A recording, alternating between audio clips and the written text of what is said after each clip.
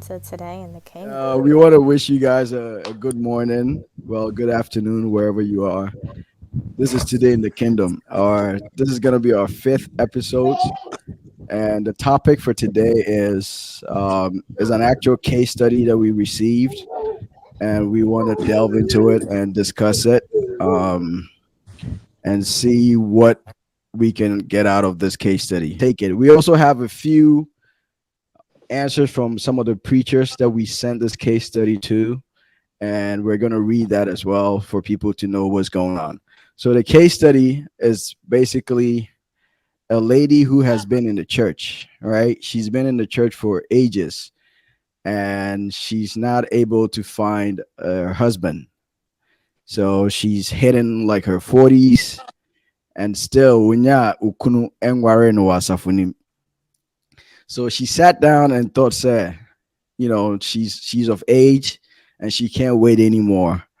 So because of technology and science, we have IVF, which is artificial insemination. So you go to the doctor, they do their tricks, they get the semen from a man and insert it into your ovaries, and then you're able to have a child.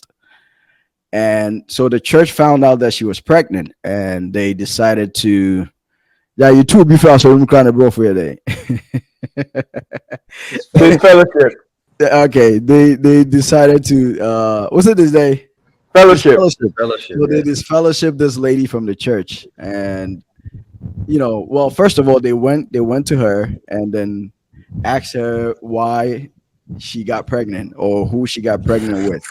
And then she was explaining to them she didn't engage in any fornication, but the reason why she went to do the IVF was because she's been in the church for a while and nobody's marrying her, and she wanted to have a child. So we sent this case study to a couple of preachers, and this is what the preachers sent back to me. So one of the preachers, I'm gonna leave the names out of it.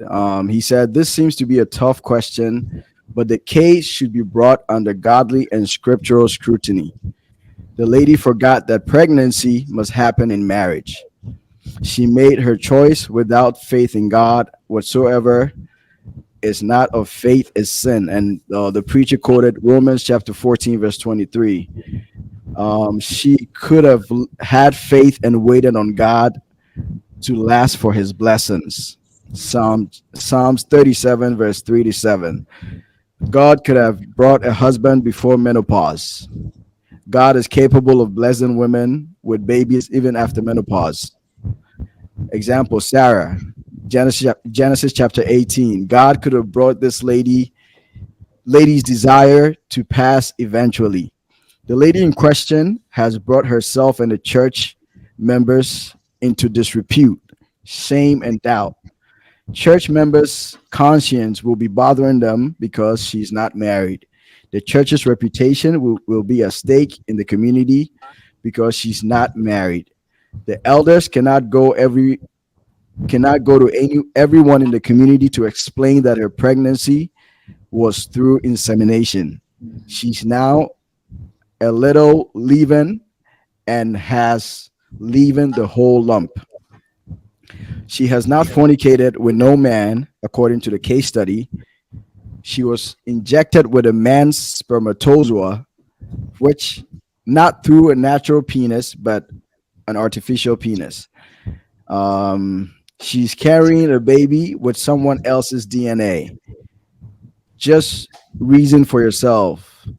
That man can come to claim custody in the future because of his DNA. What would this Christian lady do? Should, in case all the ladies go for insemination, what will happen to God's institution of marriage and his reproductive system? All ladies will be having children without known fathers. What would the children do, and what would be their state of mind when they grow to realize that they are without fathers? Christians must be aware not all people will marry. Matthew chapter 19, verse 10 to 12. But all can worship faithfully and go to heaven, which is important and the ultimate goal. God has promised us He will not forsake us. So this is one of the responses that we got from a preacher in America. He responded. But just before we go on, I want to introduce everybody that we have on the podcast today. We have brother Stephen here. I'm gonna put him on the spot so he can say hello. Yo, yo, yo, welcome. Glad to be back. I know I missed a couple of weeks, but interesting topic today, so I'm glad to be part of the discussion. Glad to have you back. We also have brother Seth. Hello. How y'all doing? We back. Welcome back. Chef Smith, pa. Yes, sir. Brother, no one will say Chef Smith to that. Oh yeah.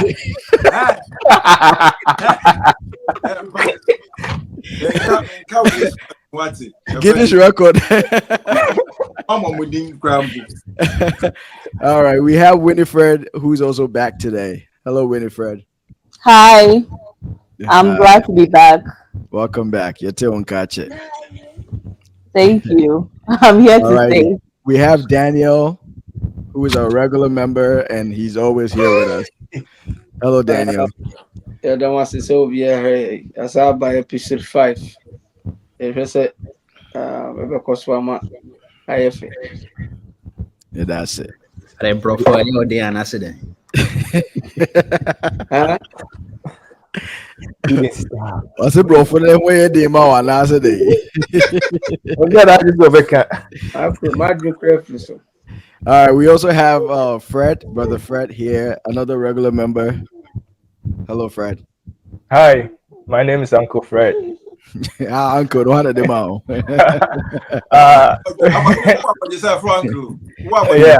Yeah, we appreciate you guys for sticking with us. We thank you for watching again too. Good to be here. All righty. And our last guest, last but not the least, we have Linda. So Linda she's been part of the team behind scenes, but because of time and everything, this is her first time coming on, and she's having video issues, so she's not able to come on video. But hello to Linda and welcome to your very first episode. Hi, Walter. Hi, everybody. You're right. This is my first episode on this podcast, and I find the topic very interesting, and I'm looking forward to I'm looking forward to the discussions. And yes, I'm having technical issues at the moment, so I'm unable to turn on my video. As and when it's fixed, I will turn it on. Thank you. You're welcome. Okay, so yes, we already have the case study. We all know what is happening. I just want to start off with what everybody think about this case study. Do you first? All right, bye, babe. Do you think that this is a problem that the church had to disfellowship her because of this issue? I want to know your stance, and then we will delve into it later. So whoever want to start, I think I'll start with Stephen. What your stance is on this issue? I was actually hoping to hear either Winifred or Linda first, particularly on this subject. But I mean, actually, you got a great point. I think we should start with the ladies because this is a more, and that is the reason why we have women on this podcast, because we don't want it to be like just the men talking. We need topics like these. We need to hear the perspective of women, especially when it is related to them. So I don't know if Winnie want to start off and tell us what she thinks or what her stance is. Winnie.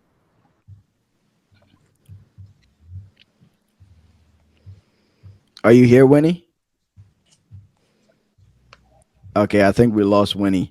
Linda, you want to start it off and let us know your stance? Yes, I think I could Okay. have a go at it. So All right. I think in general, I mean, I've been considering this topic since you mentioned it, and I feel that the church should have been a bit more considerate in their decision before deciding to disfellowship the lady. I don't know Okay. if I should end there, or you would want me to explain further why I am So I'm why. initially I'm gathering all the stands, and then later on we're gonna give people the chance to explain why they're you know they're on a Okay. certain, yeah. So okay. So my stand is that I think they should have been more considerate, and so I'm Hmm. leaning more towards the side where I wouldn't say the church was wrong, but I think I would have been opposed to the disfellowshipping of the lady. Okay. Alrighty. Um, Winnie, are you back? Or I don't know if Winnie is still here. All right, Fred, you want to give us your stance? I think you already know where I stand with this one. I'm gonna go back. I don't agree with it one bit, and I also don't see it as I don't see it being wrong. And you know where I stand from day one. And my question has been to people that on what basis? You know, when we disfellowship, when we disfellowship people, we tell them, okay, this person stole the church money, this person committed fornication, this person did that. So what actually did they tell the people? What was her offense? Like, she didn't commit fornication or adultery or any of that. She didn't last any man. She just went through like a regular surgical or whatever medical procedure, and then that was the outcome. So I don't agree to that. I think it's completely, I'll say it's wrong. Okay. All right. Thank you for your stance. Brother Seth, I want to hear your stance. That, that my issue was with the this fellowship. I don't know, but is it that because she has already committed? Okay, she's already pregnant with a baby. Right. So if we are disfellowshipping her, is it that she'll go and then she's not coming back to the church again, or what? Or if she comes to confess that this is what she did, she will be accepted back. I don't know. I'm a bit, the friend is saying, do I say indifferent coming when it gets to the disfellowship part? Okay. Even though what she did, we will delve into it, but Hmm. the disfellowship part, is where I don't know whether if they were right or wrong. But if I were, maybe she would need to be talked to, but to disfellowship her, I don't know. I would say Okay. I'm not for it. Yes. Okay. All right. I mean, it's okay to be in the middle too. No, it's not. You have to stay. You have to take a stand. Okay. All right, brother Daniel, what is your stance? Um, about the disfellowship. Your stance Or, about the whole case study. well, the whole case study, um, generally speaking, the lady doesn't have a point Hmm. because you cannot say said um, of being in the church for quite some time or for a long time, considering to have maybe a family or to raise a family, and then, well, I can't get my partner, so therefore I'm taking matters into my own hands to decide on what to do to raise Hmm. a family on my own. Right. Now the point here is the church in the right position to disfellowship this woman? Hmm. Um, Biblically speaking, yes. Why is that? I hear some people saying that he didn't last anybody. I hear some people saying that it's not, he didn't commit any sin. Hmm. If you look at the case study in particular, and you consider the whole items in the case study, you could tell that this woman intentionally wanted to do this, knowing beforehand that what she's doing is not the right thing. So yes, she did something wrong, and if someone does something that affects the name of the church, that would that would lead people or people outside the church to ridicule God's name. The church or the preacher and the leaders or the elders have every right to disfellowship that person. Okay. So I Whether or mean, not, we know your whether or stance. not she will reconsider, apologizing or making the confession, that's a different situation altogether. So Mhm. the church at this point has every right and absolute right to disfellowship this lady. Okay. So we know Daniel's point. I mean, his stance is strictly for the church disfellowship and the lady. Stephen. Yeah, this is one of those slippery slopes one, but I think I'm aligned with what Fred and Linda were aligned with as far as like I don't think I necessarily agree with the disfellowship. Um, and I'm not 100% convinced that what she did was actually a sin either. Actually, I'm hoping that we can maybe dive deeper into that subject. Like here you have it, somebody who isn't married who decides to, okay, look, I'm probably not going to get pregnant. I'm approaching menopause, this, that, and that. My Mhm. time is my biological clock is ticking. So therefore, she put matters into her own hands. So she Mhm. went to go do the transfer, became pregnant. Boom, she's happy. She's made a decision that I'm probably not going to marry moving forward. And I'm just Mhm. fine with just having a child. Mhm. So the church sees, okay, she took matter in her own hands. They view that as a sin. I guess the question that I'm struggling with, and hopefully we can kind of dive deeper into that, is, has she been married and she did that, what is it called, Exactly. IVF? Idea. Would that have been a sin? Like, what exactly is the sin here that she didn't marry? Mhm. She didn't get married and she decided to do the IVF. So I'm hoping maybe we can dig deeper into that. But I'm aligned with Linda and Fred. I don't think the church took the right action in this case. Okay. I think Winnie's Um, back. Winnie, I want to yeah, hear your stance. I think that this whole thing, I believe that it's a matter of um, her. She obviously took matters into her own hands. I believe that it wasn't from a point of faith because we serve God not only for what He can do for us, but we serve God because it is our duty to do so. Into her going on and doing that, first of all, you having a baby is one thing, Mhm. and having it the right way is another thing. Mhm. God purposed childbearing to be outside of marriage, and sometimes things happen, and sometimes some people get raped, or it could be, you know, teenagers doing things, and then sometimes pregnancies can come about. But this is something that she herself just planned. Yeah, I've worshipped God all my life, and He hasn't given me a man to marry. I am not blessed with a husband, and I want to give birth. Come, like, regardless whether I'm married or not, I want to have a child.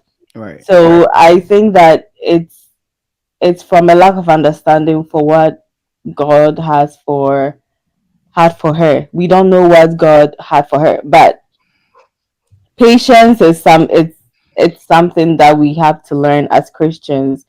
And it goes with faith, because if she had faith that I'm waiting on God and God is able to do anything and everything, Mhm.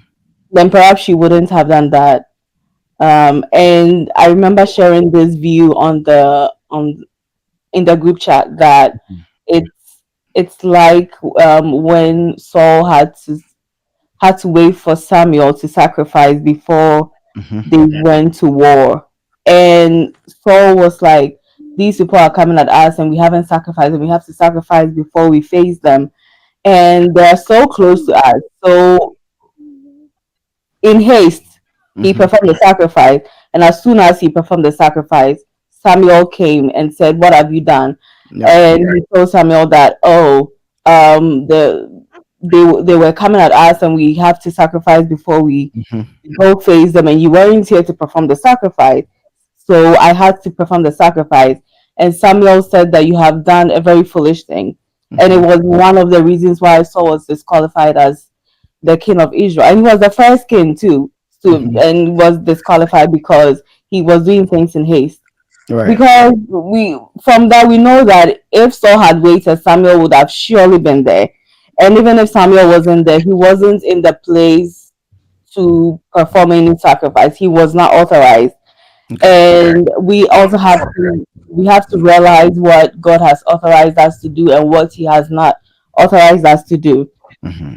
Because sometimes God is testing us. Sometimes, yeah, for from a human perspective, we have to do this because the time is ticking. But we don't know better than God, and you don't know what God has in store for you. You don't even know whether you are going to live to take care of this Child. child that you have given birth to. So God has reasons for doing everything, and we know that He doesn't make any mistakes. So it's impatience on the part of the sister. That's Okay. what I would say. But as for whether the church was supposed to this fellowship with her, I actually don't get this fellowship. To be honest with you, I don't think they were supposed to this fellowship with her. It's a matter of, I think they can talk to her, and in most of the cases, I feel like this fellowship is not the way to go. And in this case, I don't think she should have been this fellowship with, like, because I think that we mostly disfellowship with people on the grounds of sexual immorality, where there are other things that are equally grave, Hmm. and we just look at sexual immorality as the worst thing a Christian can do. And Hmm. so I believe that this fellowship is not the way to go. But I think that she was impatient and she should have waited. Okay, so I'm starting to see a trend here. So all the people who actually think it is a wrong thing are also saying they don't think this fellowship is the way to go. So why is it wrong then? If it's not something that can lead to this fellowship, then how is that a wrong thing to do? Can I go? What I hope you give us more time like you giving Winnie, because yes, I your I, point. We have point I to will talk I about will too. Exactly. I will I So will. Yeah. whoever Thank is you. going, I want them to answer the question too, because it's like, what exactly is wrong? I hear all people going about in circles like, we're waiting on God, we're waiting on God, we're waiting on God. Like, is so Stephen asked a good question. If the person was married and the person did IVF, was it? I mean, would that have been considered a sin or not? Yeah, that's where I wanted to come in. I have a few I mean, they are rhetorical questions. First of all, Hmm. who is the giver of life? Hmm. Second of God, all, God is the giver of life. Can the devil give life? Is the problem we are facing here, is the IVF process what is probably sinful? Is it sinful in itself? And or are we talking about the action of the woman not having faith being sinful? Now, I understand that exactly what Winifred said, that impatience to I mean I to a large extent I wouldn't judge here though, but impatience on her side is evident. But if God gives life, one, if and you know that let's just step away a little bit from this lady's example. Are Hmm. you we aware that there are married women and married people trying who have been trying to have children and were Hmm. blessed by a miracle from God, who is the giver of life, through IVF? In that sense, I would say that I wouldn't consider IVF a sinful act. One.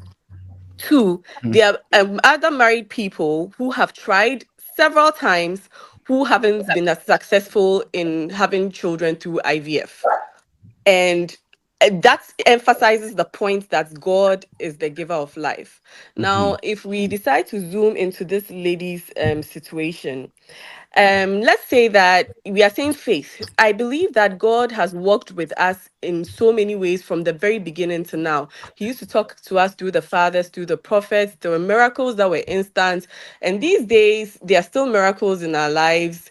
Actually, it can be very psychological. It is true that God is the same yesterday, today, and forever.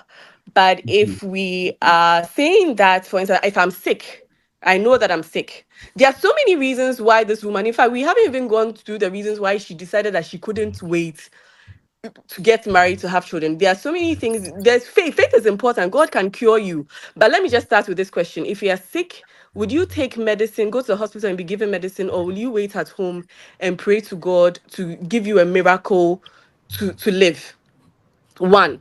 And do we know the reasons which compelled it? Aside, okay, let's just say that she said it's taking a long time. Do you know that there are biological reasons why, if you continue to wait as a woman, you are unlikely to have children? And yes, faith is important. At the end of the day, God can take away those diseases. But if we really, those who would argue that God can take away those diseases, then when you are sick, I would suggest that you would stay home and then wait for God to take the disease away without taking any medication. That is one line of thought. I will pause here. I have more to come. But I just want to highlight the two things that if it was a sin, I mean, what she did was wrong. God could have also decided not to let the IVF work. There are married people who have tried over 12 times this IVF, very expensive process, who were never successful. And she tried it. I don't know how many times she tried it, but she got it and she had a baby. And God is the one who gave her the child.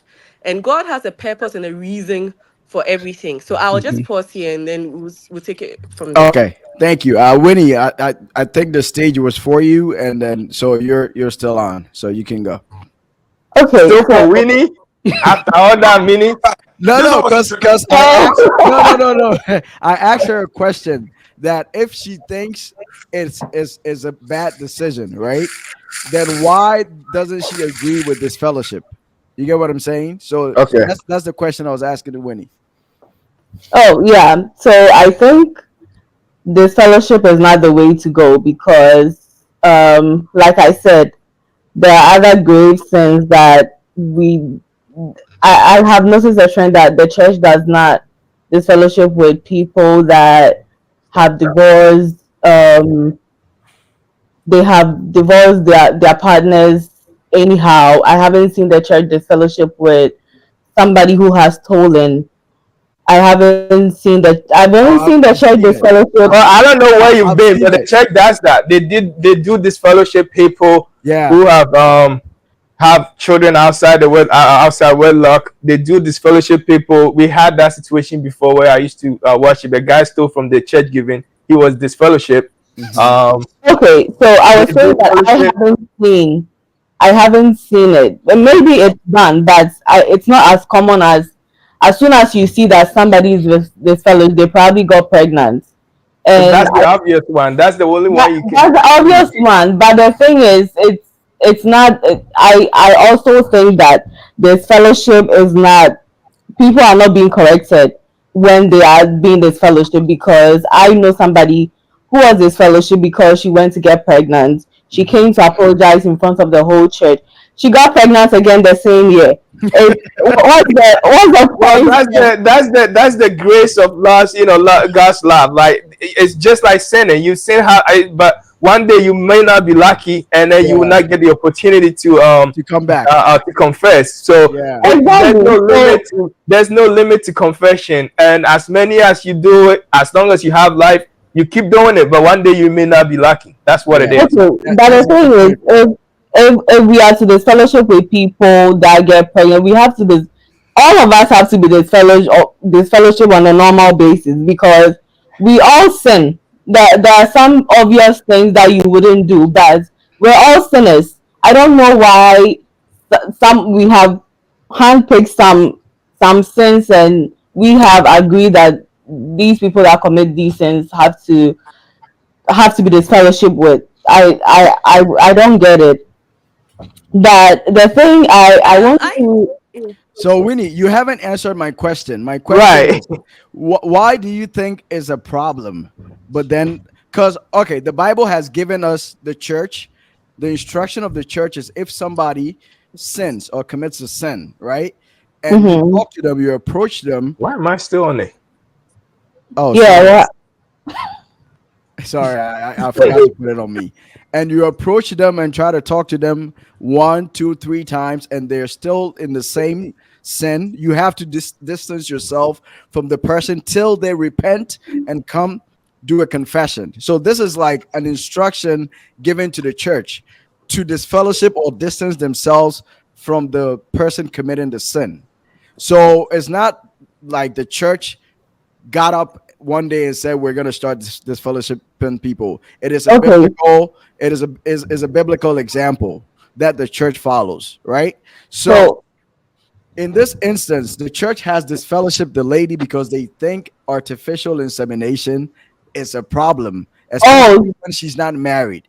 And we want to identify what the issue is. Is it that she did it because she wasn't married and that is the problem, or artificial insemination in general is an issue? Oh, so for me, artificial insemination is not a sin.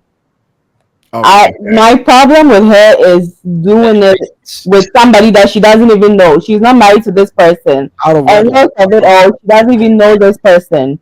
So my problem is not with artificial insemination. My problem is with her getting married by all means. Like this is available to me, whether I know this person or not.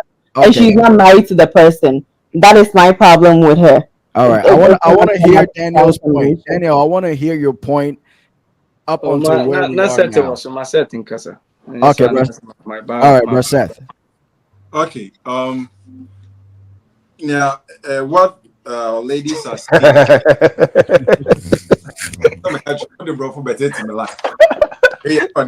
Anyway, so having children is all. It's not a sin. Mm-hmm. But when it comes to, I mean, where we find ourselves, being in Christ, having children without marriage, outside marriage, we call it a sin. That's why people come and then confess, or people are disfellowship, right? So that is one point. Let's get it straight that having children is not wrong, it's not a sin. But the way you do it outside of marriage, that is where the problem. Since Seth is still on, I want to add a question to it so Seth can answer it. You saying having it outside, right? But when people confess, they confess to fornication. They don't confess to, oh, I have a child. They confess to the act that led to the having of the baby. So let's get that clear. When people do confess, they confess that I fornicate or I committed adultery. Yeah, I get that point. Hey, this one, just a quick one. The congregation I came from, okay, there was this lady who got pregnant, and then she wanted to do confession. So when she came, she was like, "One family banning chairman now, my insane. Like I've gotten pregnant, so I want the church to pray for me." And the elder who was in charge was like, "Rabba, Sanibra, hey." No, he now worth in order confession because he now we've all predicted our wife. Say the thing well. Say it as it is. Yeah. Say, that is where the point is. Not you having the child. No. Having the child is not a problem. But the act that led to you having the child is where the problem is coming from. So that is it. 2. A friend then, what is the right way? Having IVF at Nawacha, you've been there for a long time, there are no kids. So are you trying to say you go behind God to do what you like? Because then I don't have money. I can go and take money ritual to have money. I mean, it's a way of getting money. Money itself is not sin. Right? Having money is not a sin. But how I am getting the money is where the problem is coming from. That's a good example. I disagree with that. Is it really a good example? I don't think so. It is. I think it is. But I'll have my chair. I'll have my point. Guys, let him land. Let him land. Let me finish. Okay, going to do that is where the issue, the problem is coming from. We all know Yankov was born one man, one woman, and he told them to reproduce. It was between a man and a woman. That is where, as Christian, what we are doing, we should center it around where we find ourselves. If we want to go into the other areas, we all delve into. But now we are focusing on we being Christians, the lady being a Christian. Having children to come within the circle of a family. That is where so that we take care of the children.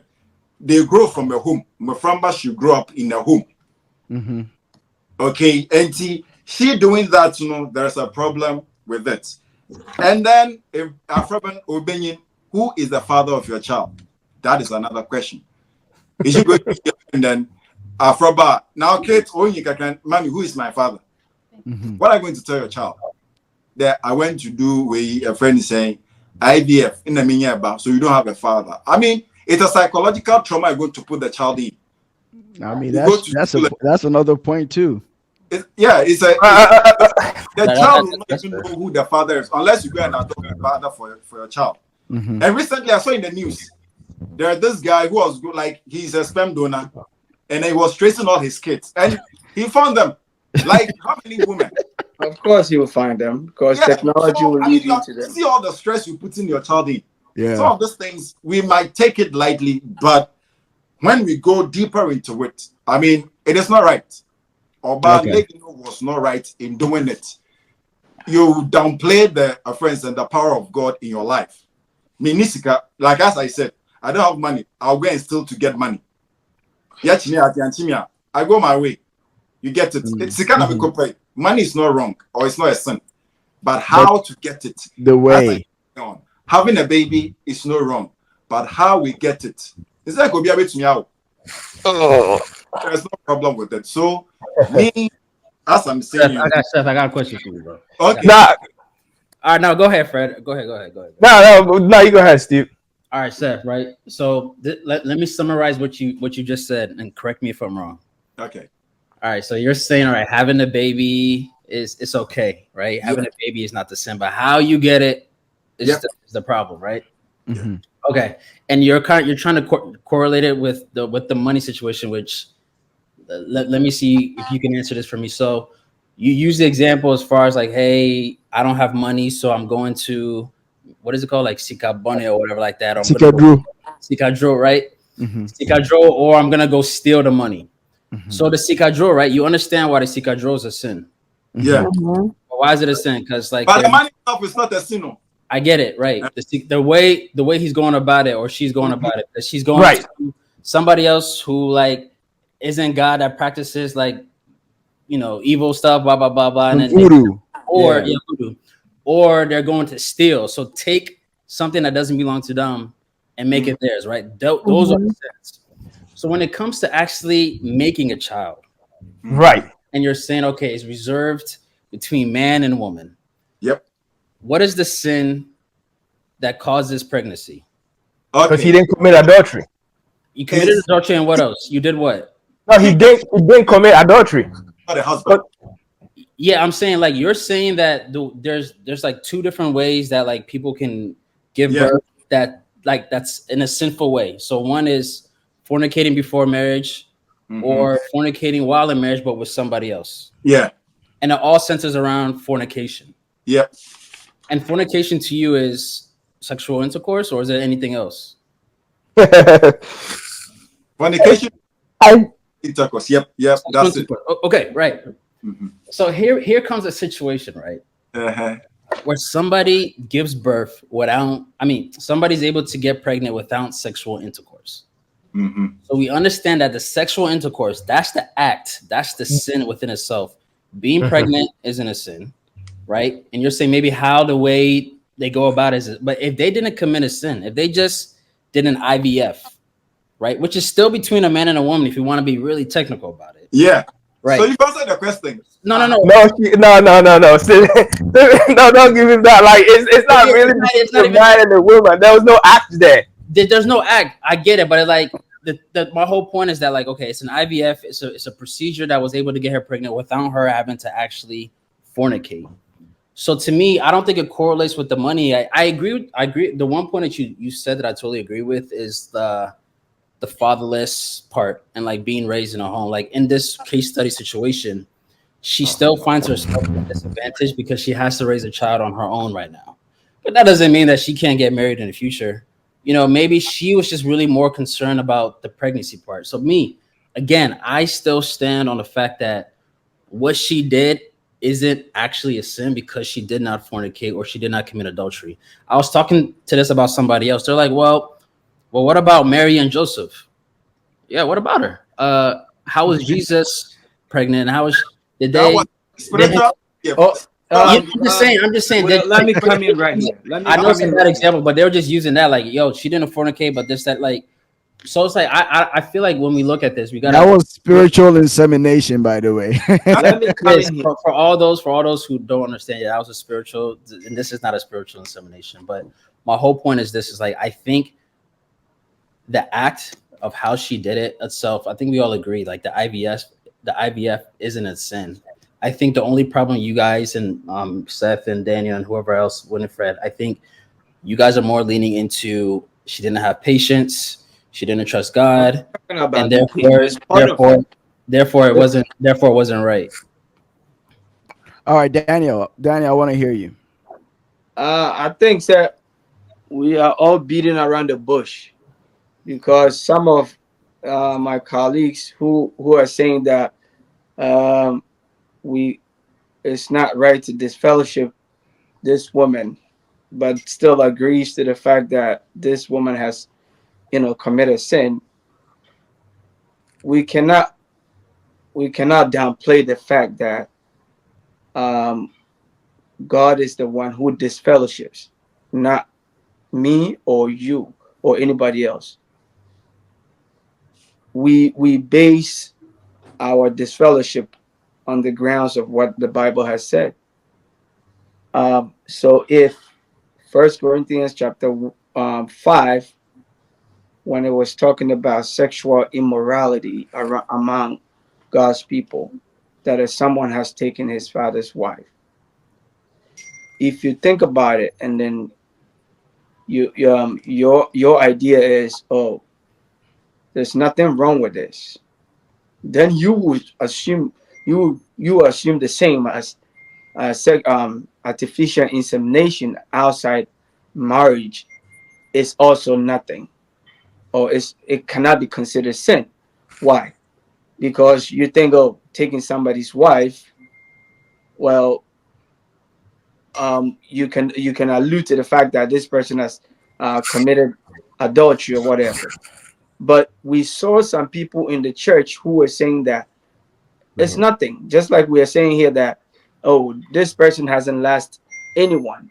Just like we're saying that this person has not actually committed an actual fornication between a physical man that everybody know about, and then between a woman and a physical man. But let's think about it this way. What's her name? What's his name? Steve just brought this up. Mm-hmm. Are you trying to tell me that Joseph was wrong for trying to put away Mary? Was Joseph wrong that he was having this thought about putting away Mary because he thinks that Mary has gone outside the agreement, or between him and her, between that agreement to have a sexual intercourse or to have been pregnant? As of that time, he didn't know who the man was. Mm-hmm. But then God in his wisdom introduced the angel to him and said, you know what? Don't try to put her away. The child that this woman is carrying is not of any kind, but the Son of God. Yeah. Mm-hmm. Why was this guy doing that? Because he thinks that it's not allowed, although he didn't know whoever he has committed sin with, fornication with at the time. But his main idea was, I'm going to put this woman away because he has not agreed to what we all thought of doing, or he is right now my wife and has committed this. So we are talking about artificial insemination. Whatever it is, insemination is you are introducing somebody's sperm into a uterus for it to be nurtured and be brought out as a human being. We're talking about a human being here. We're talking about, we said, artificial insemination. Artificial means we're not seeing a real man right there, but we are seeing, but we have a product coming from a man to be introduced to a woman. So you cannot tell me this is not fornication. This is fornication. Just like your friend is saying, Joseph, right from day one that he saw that Mary was pregnant, he wanted to put her away because he had fornicated from day one. So you cannot tell me this person hasn't fornicated. And some people are saying, some people are talking about God gives life and blah blah blah. Yes, God is a giver of life, but we see other people giving birth to armed robbers. Yes, God is the giver of life. God gave birth to an armed robber.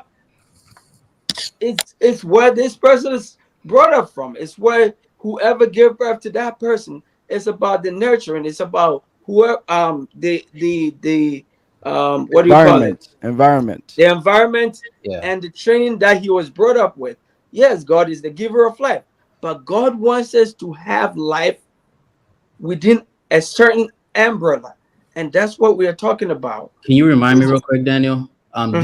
Did you say that IVF is a sin in general? Like, no matter whether they're married or not, to you it's a sin because it's fornicating? No, I never said that. I never said. I feel like that's what you're alluding to. No. I never said IVF in itself is a sin. I never said that. Artificial insemination, whatever it is an insemination. Insemination means it's being introduced. This is not between a physical man that you and I might know, but it's coming from a man. That's the point. And what's wrong with that when if it's coming from a man? If you're a woman and let's say you take an organ from a man, does that make it work? What does that have to do with anything? It's just like taking an organ. It's just like taking a kidney from a woman. My point is, fornication happens between a man and a woman, right? Yes. And how? Like fornication, if there's no pleasure in it, if there's no sexual act and the pleasure in it, I don't see how that's fornication. How is that fornication? How is that fornication if they didn't have sex and enjoy it? Let me just be blunt here. No. I mean, you. No. I mean, I think that you have your time. You haven't talked all day. Let me say something. Let me finish my point. Let him land, please. Let me finish my point. So you guys are telling me that the pleasure that comes with sex is what makes it fornication. No. The sex. The act.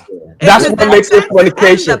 When you last. That's what I was about to say. Because if somebody rapes somebody, we won't say it's fornication because it wasn't a mutual consent and there was no pleasure involved. So that's not fornication. But no, it is. That's sex, no. It's not fornication. You can't say that people fornicated. Rape is a forced fornication upon somebody else. Like, you can't say that just because they're no. I think the word. I think there's rape. Okay. I think we should define fornication. Okay, yeah. Let's one mic. Stephen, let me help a little bit. The term fornicating doesn't mean literally having sex. No, fornicating is a term given to having sex outside of marriage. That is a biblical term. That's adultery. No, that is adultery. No, that's adultery. It's different. Adultery is a married person engaging in outside sex or outside relationship. Fornication is the general term for having sex. For having sex outside of marriage.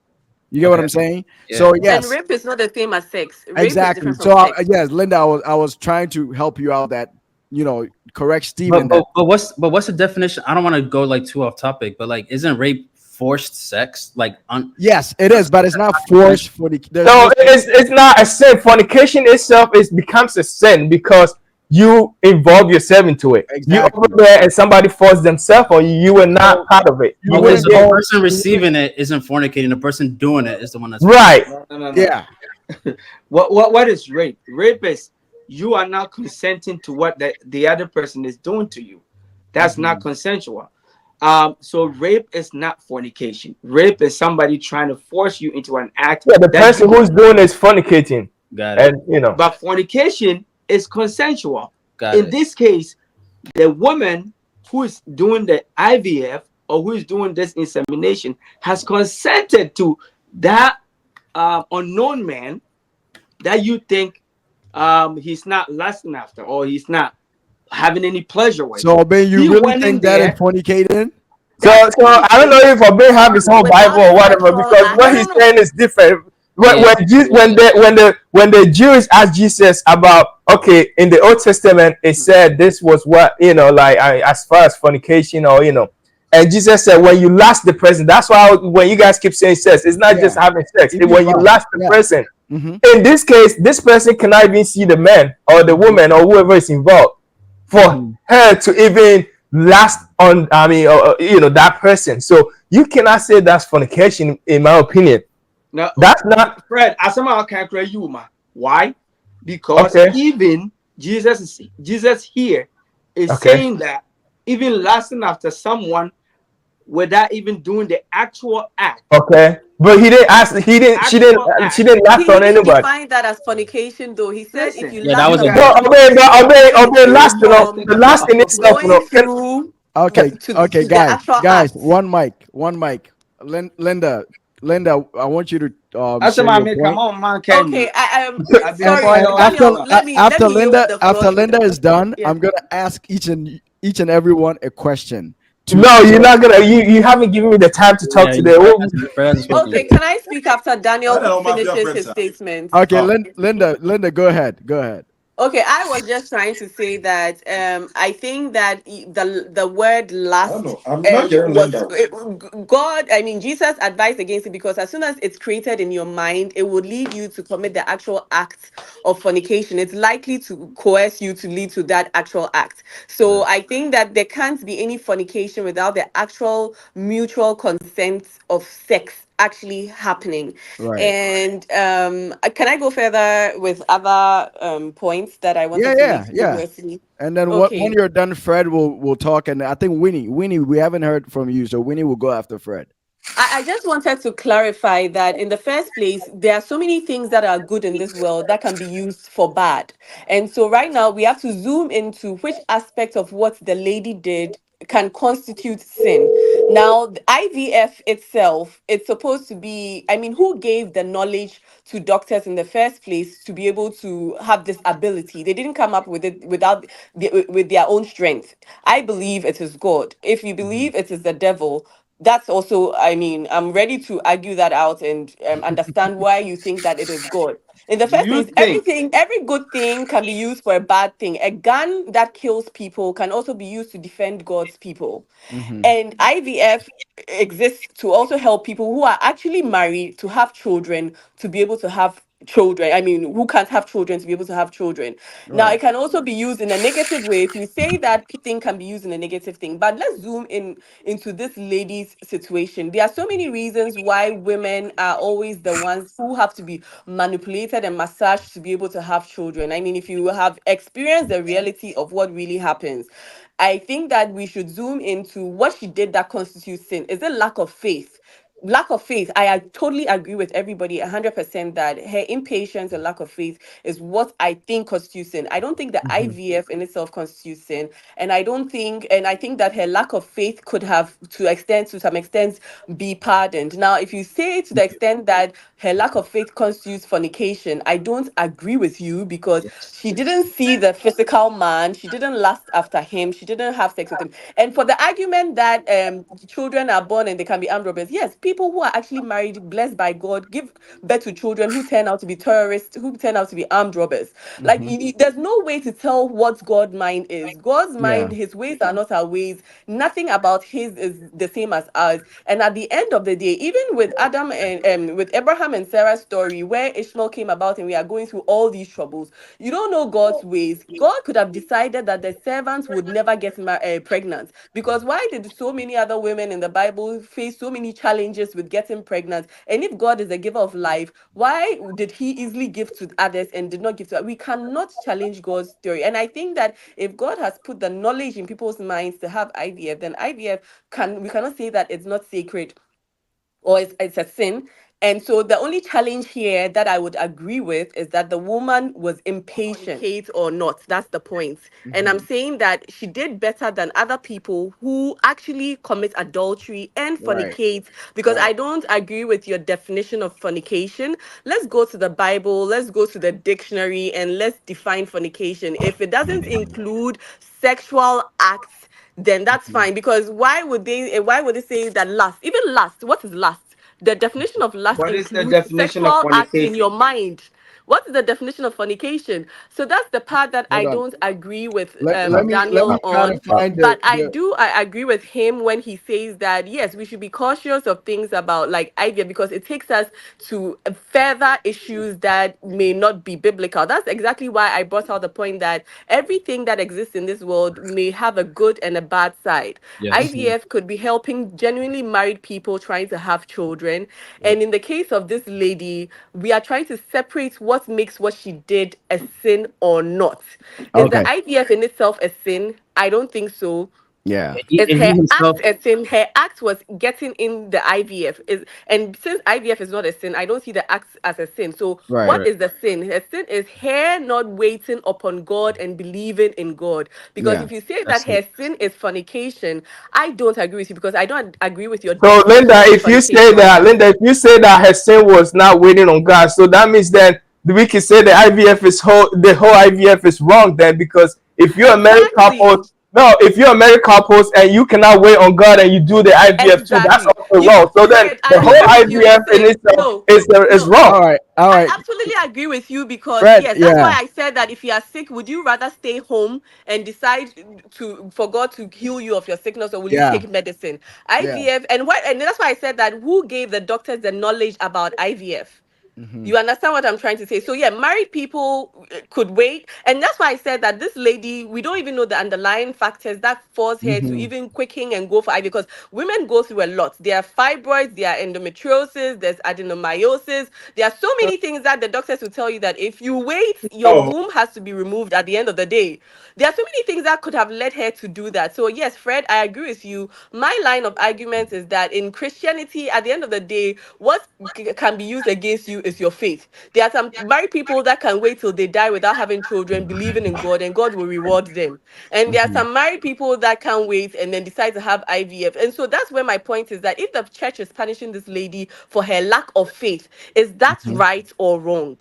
Thank And Okay. you. I don't All believe right. that that was right. I That's think where I stand. we were looking for the definition of fornication. I have to Google it. It says sexual intercourse between people not married to each other. So I don't know how IVF is considered part of fornication. Like I'm really Based on trying the to definition, yeah. like I all the preachers that sent me their responses, they didn't tell me why that is considered fornication. They had other points which I certainly agree, like the ones that the preacher was asking. So if that's the case, if every woman in the church decide to do that, then who's gonna get married? You get what I'm saying? So it's like the church shouldn't also But encourage. Kofi, if you said I don't agree to that, Paul says, "Come on, yes, me, don't get married." Yeah, So yeah, if we have followed Paul, what have yeah. happened? Marriage isn't the goal Fred, for a Christian. 100% I Yeah, agree with you. let's That's a very understand good point. Very that. valid. That's I totally agree. Yo, There are what, outliers everywhere. There's the main way to do things, and then there are always people that are the exception. And that is why we cannot understand God's ways to a okay. large extent. right, Let me. Walter? You have one more question, so we can wrap it up. Yeah. So No. My main can be okay, Daniel, go and then I'll ask the question. I still stand by the point said. Uh-huh. Yeah, cause it IVF no, and yet it's not.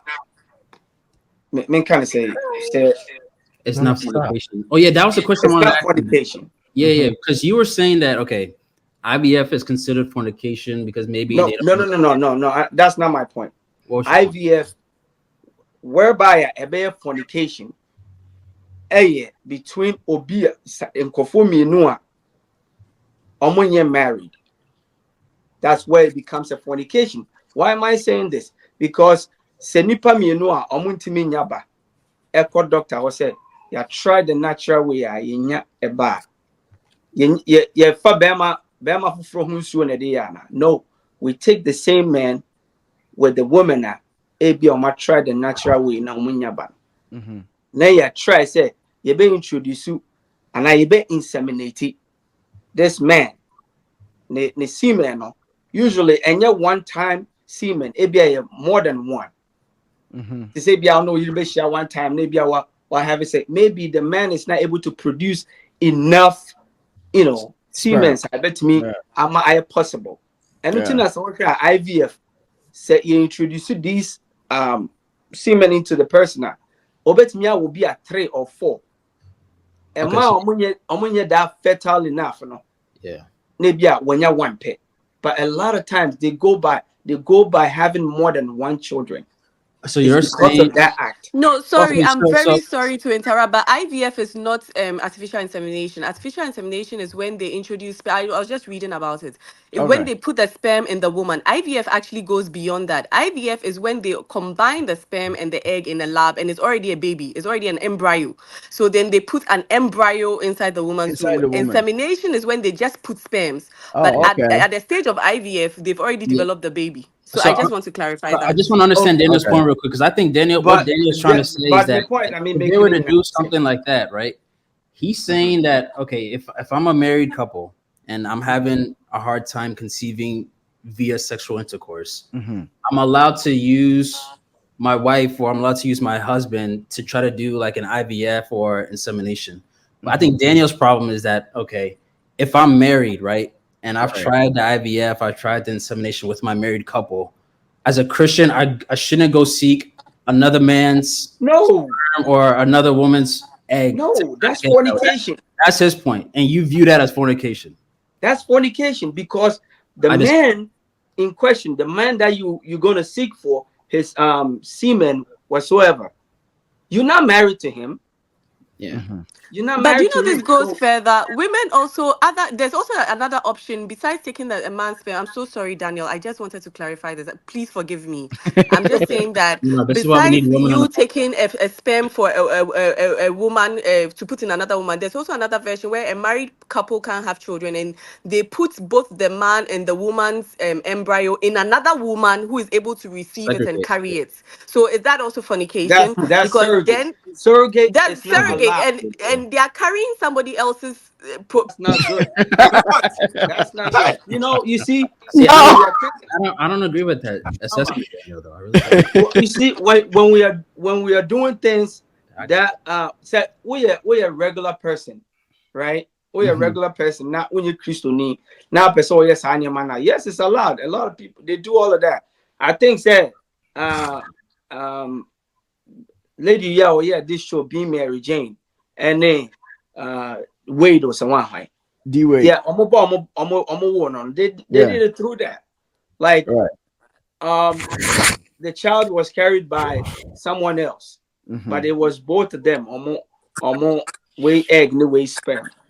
Why people do that? But when you bring it so with the Bible how can like 3 people be part of akwala bako? So Daniel, you think surrogate is also a problem? What the thing is because let's say Daniel, quick one. You're going to say Obano, right? Obano, the woman, she just can't carry it, but then it's her ovaries and her husband's sperms that are combined and then put into another person. Now that one too is a problem. I don't think so. So why is it that when they are doing all of that, they have to sign some court documents?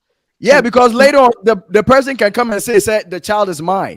But why? Because she is carrying that baby, and nature is coming from who? Is it coming from the embryo that you just stick into the person? But where is the source of life from? Who is the mother? The egg? Where the egg is the egg or the chicken? The mother. If you get what I'm trying to say, who is the mother? If they test the DNA, who is it going to be 100% for? The DNA. But the person is also saying that because okay, you guys are able to produce it, but without somebody carrying it, the baby will not be viable. Mm-hmm. So And without then the they also egg, feel like they play an important role and they have a say in, like, they own That's a why part we of the cannot baby. grow babies they in do the lab. Like partial 100%, ownership. We don't grow 100% babies in the biologically, lab. but without the egg, there will be nothing at all. That's the point. Without the egg, you carried it to life. That's true. But without the egg, you wouldn't have carried anything. So it's true that you played a part and you own a part. But if we should go technically and delve in who is the source of the child, it's the person who has the egg. It is the Right. egg that is the No, source. Yeah, And besides, you are being paid for what you're technically, doing. it's all of them. Because see, yeah, DNA is here. There's no way Obetimiaka said the person who carried the baby doesn't have any DNA in this child. they I don't don't. think so. They I don't don't. think so. No, Actually, they they I don't. don't. don't I'm think so, sorry, They but Daniel. they don't. don't. No, They don't have that Yeah, one any there, they I thing. don't. doubt it. No, I don't think Zero, so. zero, zero. We They Yeah, can don't. do that yeah, right yeah, that now. one So there. yeah, Yeah, the surrogate mother just you're just provides housing It's it. whatever just You biological the don't and play baby any emotional needs, role but to but house attachment. it. they don't. Yeah, It's I just know there. biological and emotional attachments that they have. That's the Yeah. claim they have to the Mm-hmm. child. Daniel, say you're a Christian, right? And you and your wife cannot take care of your kids, right? So you put them up for adoption because you know since our crown, it's now how and I don't see it as a problem because the wow crown I was just say why wouldn't me and shark crown so now I say okay and then with the children's home for Ghana no more now. You're doing good to help the child because you know say we bottom second to me chakra no be generation. I don't think that why you born Is Ibia. it the person is psychologically unstable and I say or no one is seeming to me shame man I'm doing my call. They are not Well, just they are just not fit to fit take care like of the baby. financially.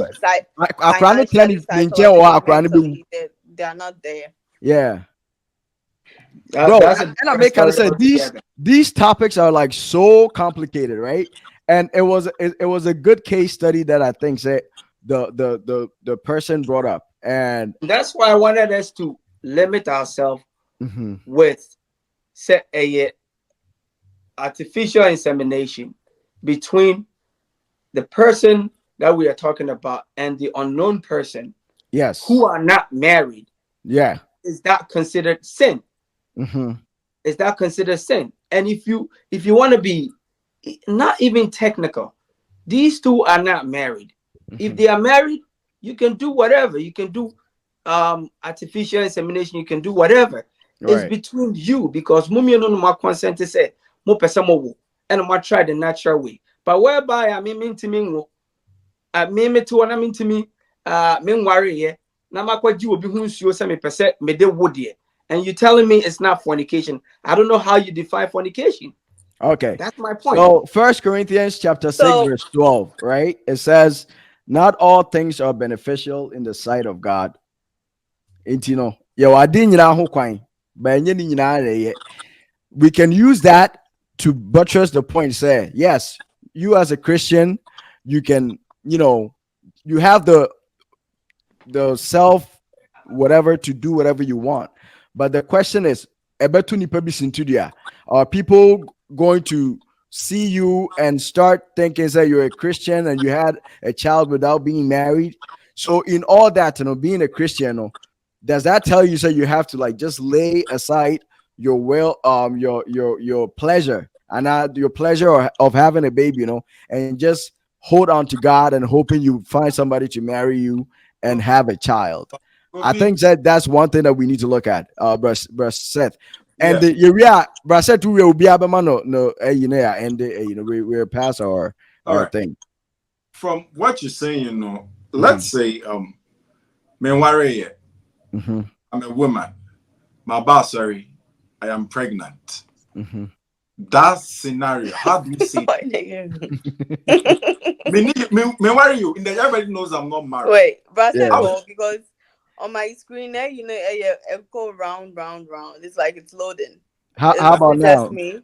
We can. I think it's No, just yeah, you. it's just you. We can all hear him. Oh Yeah. wow. So as I'm saying, won't worry. What about William? Uh-huh. How? Who does that? And what I'm going to say, man, I'll bet no by explaining to people say um, I went to do this. Even in the world, Mm-hmm. what are you telling people in the church, outside the church, say, oh, yeah, sorry, they'll be to me, no, they won't say anything to you. Mm-hmm. Nobody knows that you went to do Go back. artificial insemination or IVF or whatever. They Mm-hmm. don't know. The only thing they know is you are pregnant. You've not explained to anybody, say, I went to do the IVF thing. So they know, say, you fornicated, you are in the church. Mm-hmm. And it's a bad, a friend is a way, Reputation for the church. yeah, for the image, you're creating a bad image for the church. Yeah. But about a friend is any other thing. It is the image of Christ you are putting into disrepute Mm-hmm. because you are pregnant, you are not married, you don't have a husband. Okay. That's the point. All right.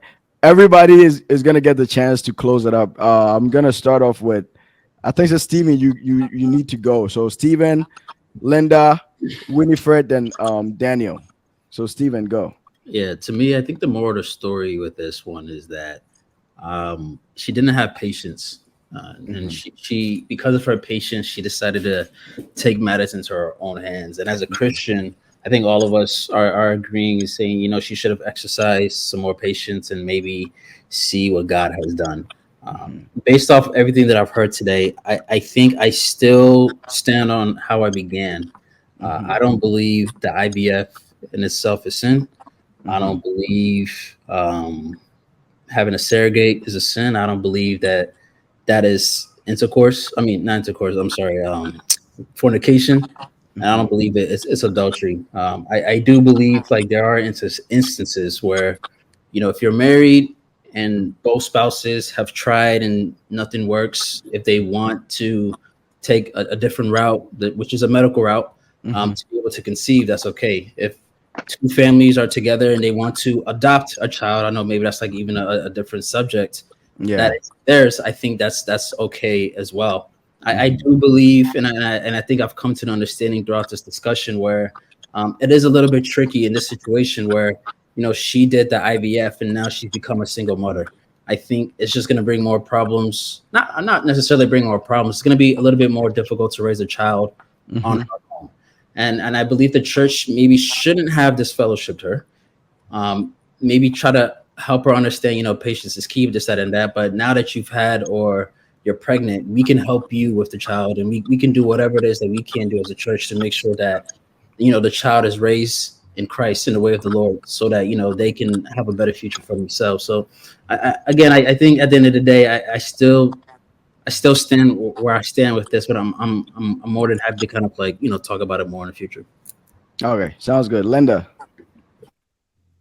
Yeah, thank you. I agree with what has been said so far. I think that I still stand. I just want to summarize everything that I've said. In the first place, who is the giver of life? It's God, I believe. In the second place, who gave the knowledge about IVF? It's God. He gave the knowledge to these doctors to use. In the third place, is IVF wrong? Is it a sin? Mm-hmm. So far as it helps genuinely good people who are married to be able to have children, then I think that everything has its good and the devil can use it for a bad side. Now, Mm-hmm. if we zoom into this lady, what was her actual sin? Mm-hmm. I Given the definition of fornication, I was actually trying to go through the Bible to find the definition of fornication.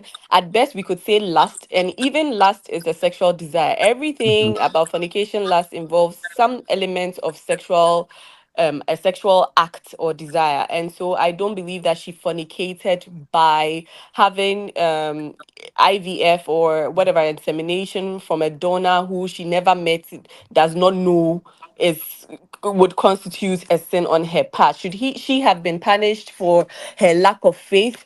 Well, there are married people who have done the same IVF. I come back again, who have done the same IVF and have tried over and over again and have not been able to succeed. And God is the only one who knows why He allowed hers to succeed when she did hers. Now, a single mother, in the first place, IVF is a very expensive procedure. Maybe it might be cheap. I just Googled it and some people are saying 20,000 to 70,000 in America. For a woman to be able to do this, for her, even her insurance to allow her to do this, it means she's in a certain tax bracket. brackets where she can take care of herself. Let's go Mm-hmm. beyond the fact that she can take care of herself. There are people who are married, go through the right ways, and have children and die and leave their children for other people to take care of their children. Mm-hmm. There are people who, single mother, if it's a problem of a single mother in the first place, she may be able to take care of herself. Besides, it's not us who take care of us, it's God who takes care of us. There are people who are predestined. I mean, everybody is predestined. God knows why he does what he does. So Mm-hmm. the issue of a single mother, to some extent, I don't think that the child would necessarily be a burden on the society. That leaves room for a lot of argument here, because the child may or may not be a burden to society. But given the facts that we have, that she is able to go through, afford IVF, put her in the brackets for people who are able to, who might be able to take care of a child. And it's up to God to give her life to take care of a child or not. And so, I mean, I feel like in conclusion, what matters is that should she have been disfellowshipped, why, then that brings us all back to why she's being disfellowshipped, because I think fornication has been discounted and lack of faith. And once again, I say that there are other ways that she could have achieved her goal. She could have gone for a man that she knew, which would have really been real fornication. Somebody who was married or single, either way would have been fornication on her part. But she chose what God has put in the mind of men to be able to help others genuinely get it. Now, I understand why the church would not want to encourage this process. I totally understand it, because then if we delve deeper, it's taking us most likely in a negative way, because then other people who are not rightfully fit together have their way of also reproducing not the right way. If we take into like people who are gay and all of that, then they have a right to have children through this way. And so maybe I would agree. But then again, if we are sticking to the definition we've been given, or the case we've been given, there are so many other reasons why she would have decided to do that. Women have a biological clock that is ticking. And if you believe that God is the same yesterday, today, and forevermore, then maybe when you get sick, stay at home and pray to God to be able to heal you. Because I think that God works with us in different ways, and He's put knowledge in the minds of men to be able to help each other. When you are suffering, these days you might not have an angel coming from heaven to save you. It's your fellow man that God would bless to come and save you. And as such, her, I think that what she did wrong was impatience and lack of faith. And even that, I cannot judge her on that, because she could have waited. There are people who waited in faith and then died, and it's only God who knows why He did not answer their prayers and cause them to die. And it's only God who gave her her ability to have enough money to even decide to go through IVF in the first place, and the knowledge for people to let it happen. And even at the end of the day, gave her the life for it to happen, when other people who are married and have tried it have failed. Thank Okay. you. Thank you. We need Braseth, then Daniel. I will say one thing, that the fact that her IVF was successful does not mean that God approves of it. Mm-hmm. God reigns, like He makes his sun shine on both Everyone. good and bad, and it Mm-hmm. doesn't mean that, like, that sometimes we see despicable things that we're like, is God actually watching this? And he allows for certain things to happen. So the fact that her IVF succeeded, or some people get raped, and in their pain, God allows that seed, that um the seed that came from the rape, Mm-hmm. actually become viable and become a human being, and it hurts Yeah. them on a daily basis. That's all up to God. The fact that it happens doesn't mean that it's good. Okay, so Okay.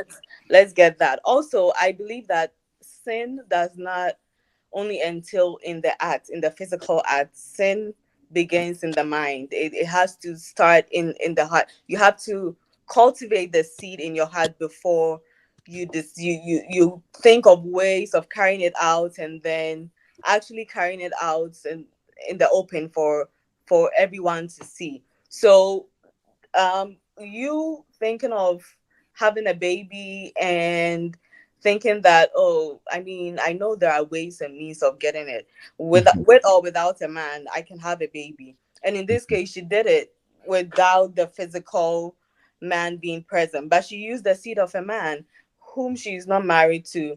And I stand by the opinion that the IVF is not the sin. It's what happened in her thoughts, thinking that, yeah, God hasn't given me a man, so but I want to have a baby because my biological clock is ticking, forgetting that God in the Old Testament perform miracles for people that were way past their childbearing ages to have children. And even in the New Testament, in Luke chapter 1, he made it happen for Zacharias and Elizabeth, and they gave birth to John the Baptist. And let's learn this from when the angel Gabriel appears to Zacharias to tell him that your wife is going to have a child. And he said that, really, like, but we are way past childbearing ages. And he got punished for doubting. Yeah. By being dumb Yeah. until the baby was born. Yeah. No, and this is a man of faith. He was a priest of God for all. Like, he wasn't a sinner. He probably must have prayed about having Having a a child. child to God. Yeah. But maybe we don't know whether at that age he had stopped praying or he hadn't. But the fact that he doubted, and Gabriel told him, I am Gabriel. Like, do you know who you are talking to? I'm Gabriel, I'm telling you. And he got punished for doubting. And so I will say it again. God would have given her a husband to have a child. Or God maybe decided not to give her a husband to have a child. But that's God's prerogative. We can't say that God is wrong, or that's up to God. Okay, God will do what he will do all the time. But my problem is her not having patience and her lack of faith, and it has nothing to do with the IVF. Okay, thank you, bro. Seth. Okay, so the question is not about IVF being sin or not. Her lack of faith in God itself is a problem. Because if you read Hebrews chapter 11, verse 6, but without faith, it is impossible to please him. So what it did, does it pleases God? No. A lack of faith made her did something that was not pleasing to God. That is a point we need to, our friend is saying, emphasize. Yeah. Yeah. Because you can't just, your friend saying, me here, Juma, so should I get into, your friend is saying, fraud, being a fraudster? I'm going to get money at the end of the day. Yeah. Right? Yeah, but that doesn't make it right. Yeah. So the fact that I'm going to have a baby, so I need a baby, that doesn't mean I should do any other thing to get a baby. No. That's why anytime I speak, I say we should do it in the four corners of Christianity. If we take it outside, then we can come up with all sort of things. But being Christians, that is where our focus should be. A child or having children should be within the four corners of marriage. Yeah. Anything outside it is a sin. It's wrong. That's where we should focus this thing on. Okay. Because the next time, ask also who the preacher who gave you the answer.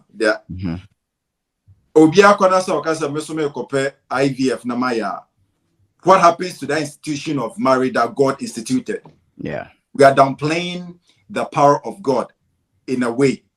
And for the IVF, it's not a sin. But who is doing it? That is where the problem is. Thank you. Thank you. All right, Daniel. What I'm trying to make here is the IVF, I didn't say it's a sin. IVF is not a sin when two people on my worry see a you try the natural way in yaba, we can do IVF.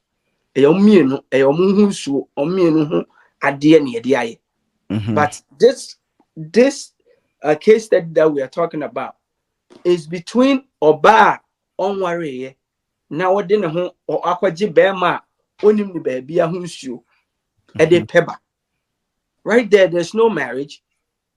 It's under the scope of marriage. I nim Bible mono. Nipa no we don't know the man in question, but we know someone in the seed. and to come here and tell me, say, that insemination is not physical. There was no lust, there was no this, there was no that.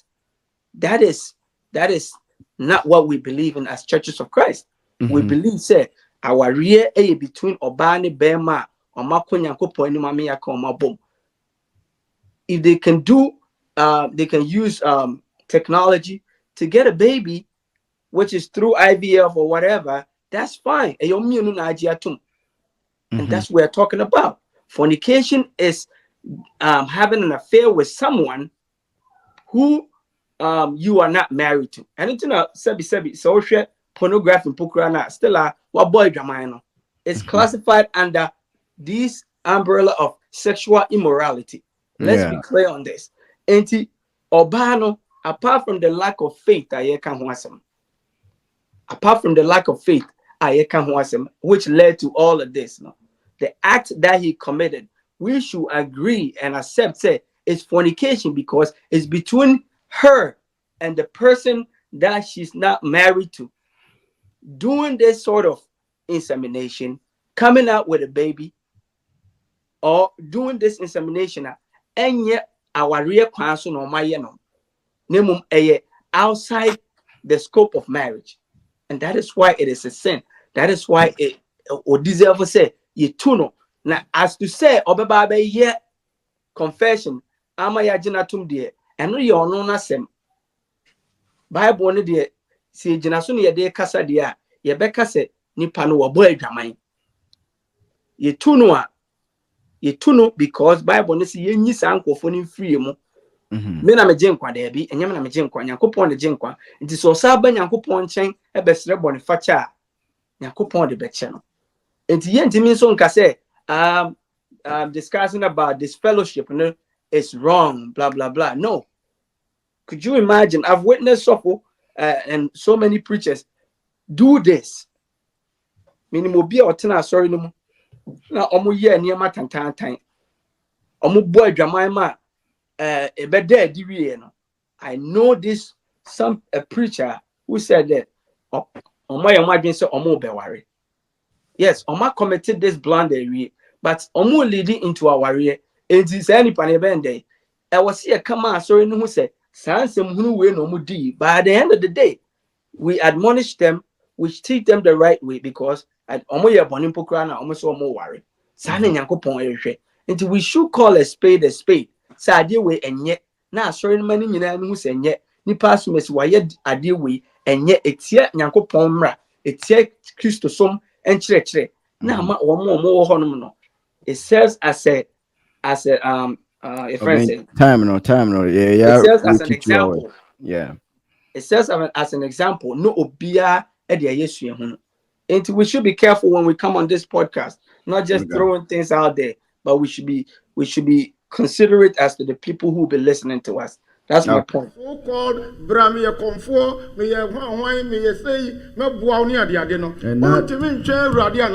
and not just those so-called prophets, but that we have other people who tell you need to protect yourself in a special way, occultic ways, and all that. And in the way they lure us into thinking that it is just prayers. Church of Christ Niba or worry. Church of Christ sorry penny. There's a Church of Christ lady who marries a Church of Christ elder. And they had problems with having babies. The husband had all the potency.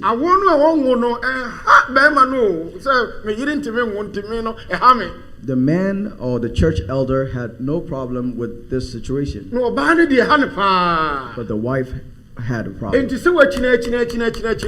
the wife kept going to all these. So many people are here who come to this church but don't believe in the prayers here, but they believe in the prayers outside.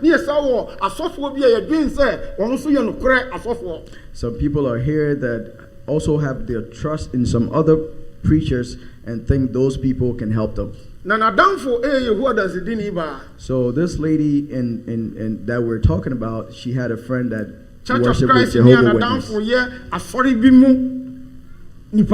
And this is a Church of Christ person who doesn't find friendship in the church but outside of the church. Church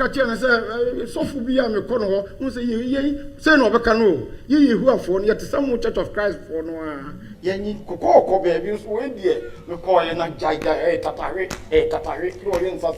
So the Jehovah lady was trying to convince her to go see another person who can help solve the issue. So the Jehovah lady led her to that place. So they went to a Muslim malam. And the malam or the spiritualist told them they're going to give them a special water. Now on your fasting 7 days. And instructed them to commit into fasting for 7 days. Now a day to so. And on the 7th day, a bo 6k in so no dia no sidie no de sidie atom onfa ensuo ne sidie ni nyina no omene. So one of the directions that the spiritualists gave them is that at 6 o'clock the water has some calories in it. She should consume the water with the calorie in it. So the husband had traveled at that time. So the lady was fasting for that 7-day period. And she has been fasting. So on the 7th day, now 5 minutes. It was almost close to the 6 o'clock mark. So she overheard her husband honking at the door.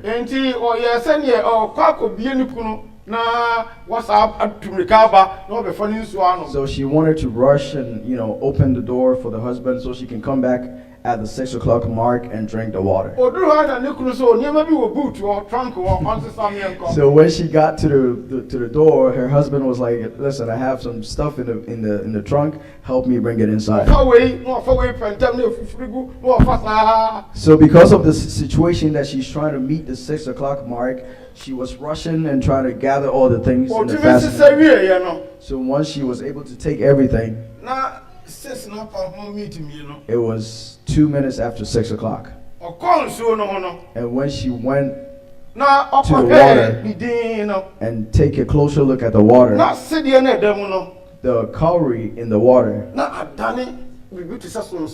had turned into a worm. What does that tell you? It tells you that there are many people that have ingested these things.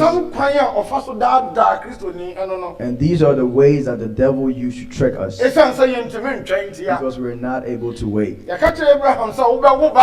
Abraham was promised he was going to have a child. And through his child, everybody will be blessed. But he was not able to wait. This morning I came to encourage you to try and be patient. Trust in this church. Trust in prayers. So the real question in the church's view of IVF is less on IVF and more on how do we make a decision in faith? How do we make faithful, God-fearing decisions for some of life's toughest challenges?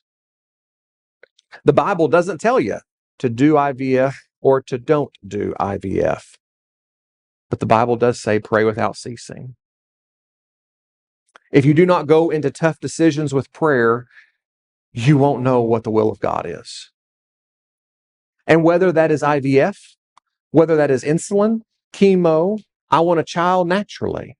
Whether that's buying a home, selling a home, buying a car, whatever the decision is, if we do not enter into those decisions in faith, have we really made a godly decision? So I would say that you pray. You pray like Hannah prayed for a child. This was a very interesting topic I had discussed here. And I think everybody has been able to express themselves. And, if you have any question, on our email is always there. You can send us an email and we're going to respond to it, or we're going to read it for people to hear your opinion as well. So we thank you all for watching today, and God richly bless you all. Bye-bye.